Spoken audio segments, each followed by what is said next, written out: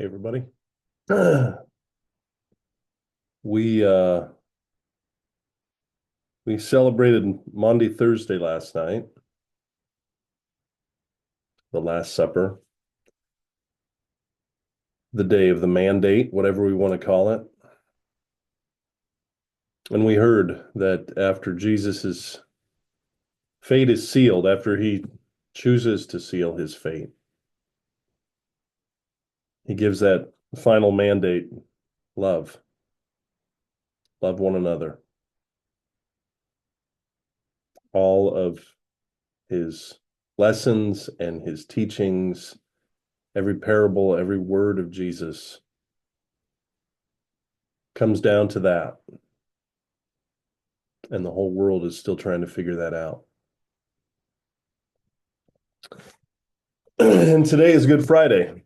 As we ponder, Jesus got up from that table and went out to the garden to pray. We wonder, what did Jesus know when? Yeah.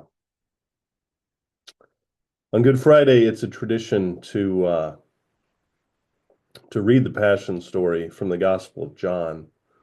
And we'll do that tonight at our Good Friday service at 7 o'clock. Everybody and anybody, I don't care if you're Christian or atheist or whatever, you're welcome to come and bear witness to that truth. And we'll hear that. But I thought we're in a lectionary year C. It's a big focus on the Gospel of Luke, so I thought I would maybe just read the Passion story from Luke for you all, or for any who can't make it tonight. The Gospel according to Luke.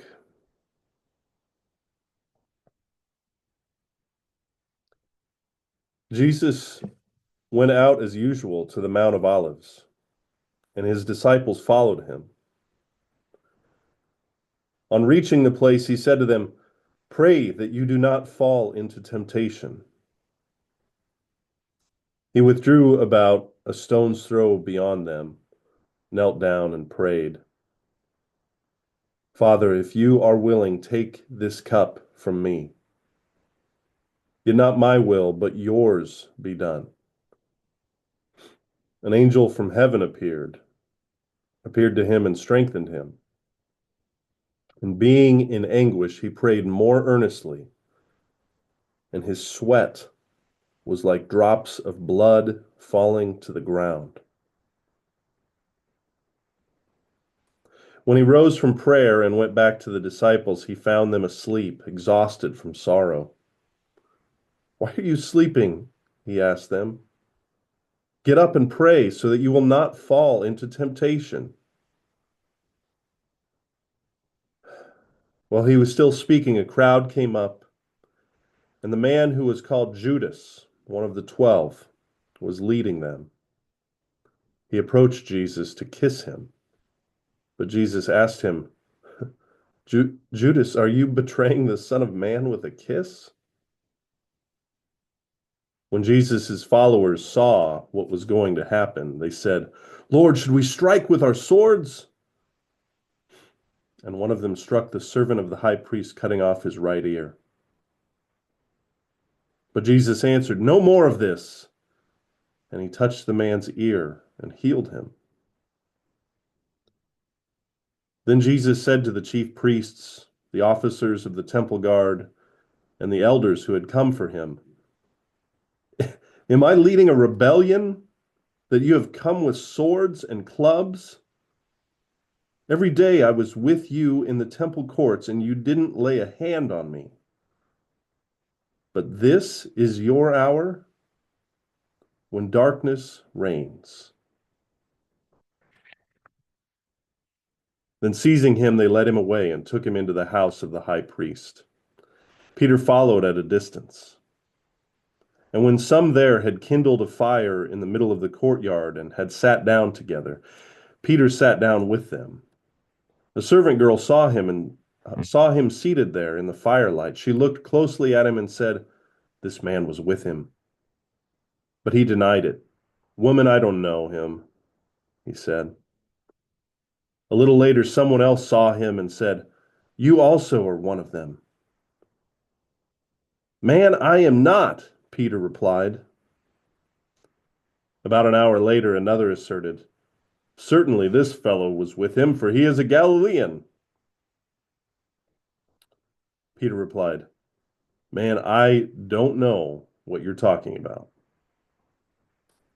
And just as he was speaking, the rooster crowed. The Lord turned and looked straight at Peter. Then Peter remembered the word the Lord had spoken to him. "Before the rooster crows today, you will disown me 3 times." And he went outside and he wept bitterly. The men who were guarding Jesus began mocking and beating him. They blindfolded him and demanded, "Prophesy. Who hit you?" And they said many other insulting things to him. At daybreak, the council of the elders of the people, both the chief priests and the teachers of the law, met together, and Jesus was led before them. "If you are the Messiah," they said, "tell us."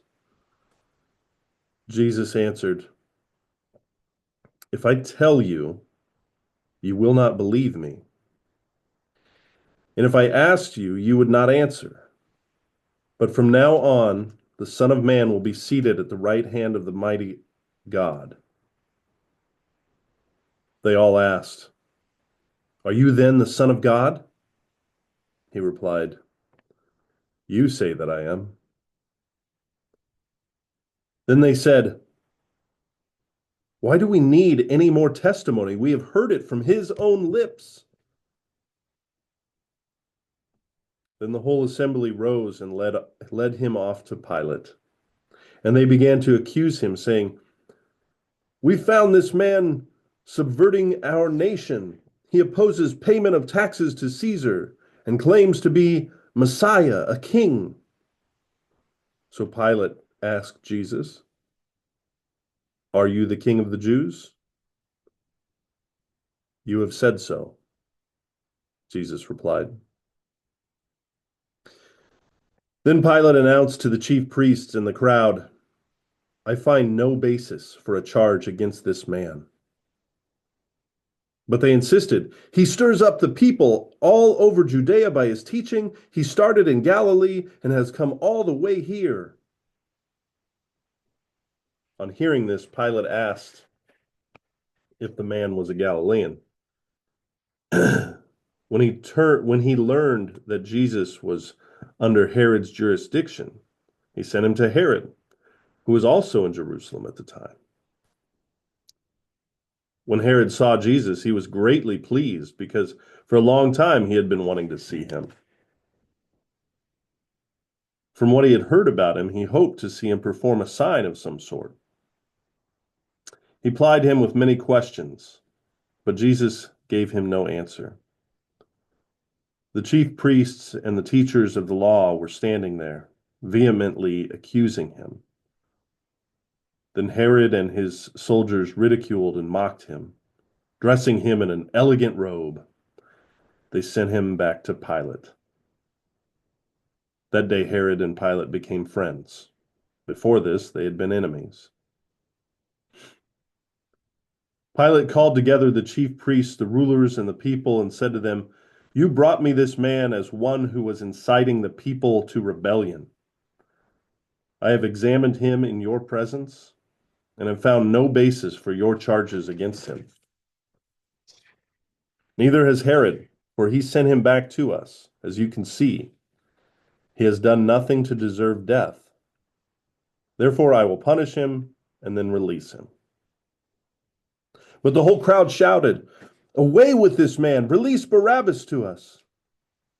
Barabbas had been thrown into prison for an insurrection in the city and for murder. Wanting to release Jesus, Pilate appealed to them again, but they kept shouting, "Crucify him! Crucify him!" For the third time he spoke to them. Why? What crime has this man committed? I found in him no grounds for the death penalty. Therefore I will have him punished and then release him. But the loud shouts, they insistently demanded that he be crucified, and their shouts prevailed. So Pilate decided to grant their demand. He released the man who had been thrown into prison for insurrection and murder, the one they asked for, and surrendered Jesus to their will. As the soldiers led him away, they seized Simon from Cyrene, who was on his way in from the country, and put the cross on him and made him carry it behind Jesus. A large number of people followed him, including women who mourned and wailed for him. Jesus turned and said to them, "Daughters of Jerusalem, do not weep for me. Weep for yourselves and for your children.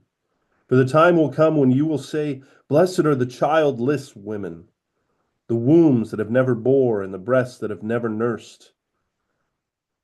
Then they will say to the mountains, 'Fall on us,' and to the hills, 'Cover us.' For if people do these things when the tree is green, what will happen when it is dry?"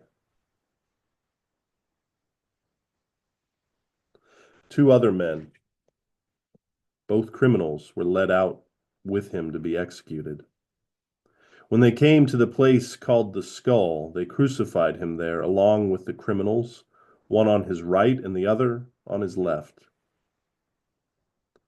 And Jesus said, "Father, forgive them, for they do not know what they are doing." And they divided up his clothes by casting lots.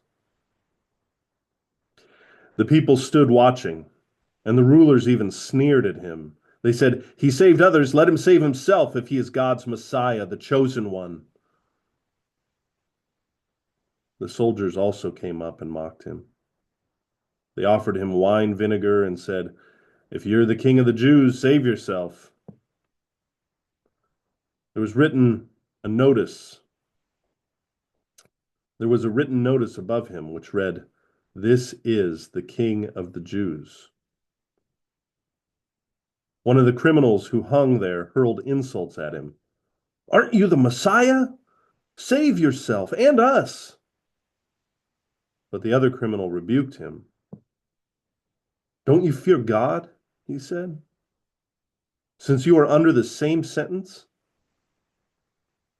We're punished justly, for we're getting what our deeds deserve. But this man has done nothing wrong." Then he said, "Jesus, remember me when you come into your kingdom." Jesus answered him, "Truly I tell you, today you will be with me in paradise." It was now about noon, and darkness came over the whole land until 3 p.m, for the sun stopped shining, and the curtain of the temple was torn in two. Jesus called out in a loud voice, "Father, into your hands I commit my spirit." When he had said this, he breathed his last. The centurion, seeing what had happened, praised God and said, "Surely this man was a righteous man." When all the people who had gathered to witness this sight saw what took place, they beat their breasts and went away. But all those who knew him, including the women who had followed him from Galilee, stood at a distance, watching these things. Now there was a man named Joseph, a member of the council, a good and upright man who had not consented to their decision and action. He came from the Judean town of Arimathea, and he himself was waiting for the kingdom of God. Going to Pilate, he asked for Jesus' body. Then he took it down, wrapped it in a linen cloth, and placed it in a tomb cut in the rock, one in which no one had yet been laid. It was preparation day, and the Sabbath was about to begin. The women who had come with Jesus from Galilee followed Joseph and saw the tomb, and his body was laid in it. Then they went home and prepared spices and perfumes. But they rested on the Sabbath in obedience to the commandment.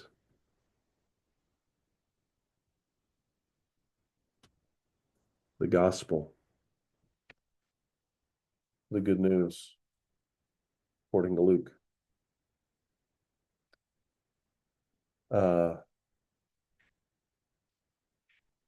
Maybe I should have said this was an NIV translation. I don't know if that matters to anybody out there who sees this, but if you're curious, that's where that reading came from.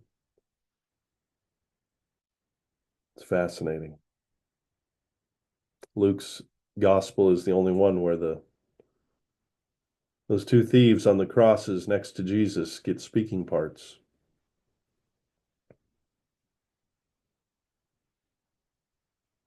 There really are no words. There are none.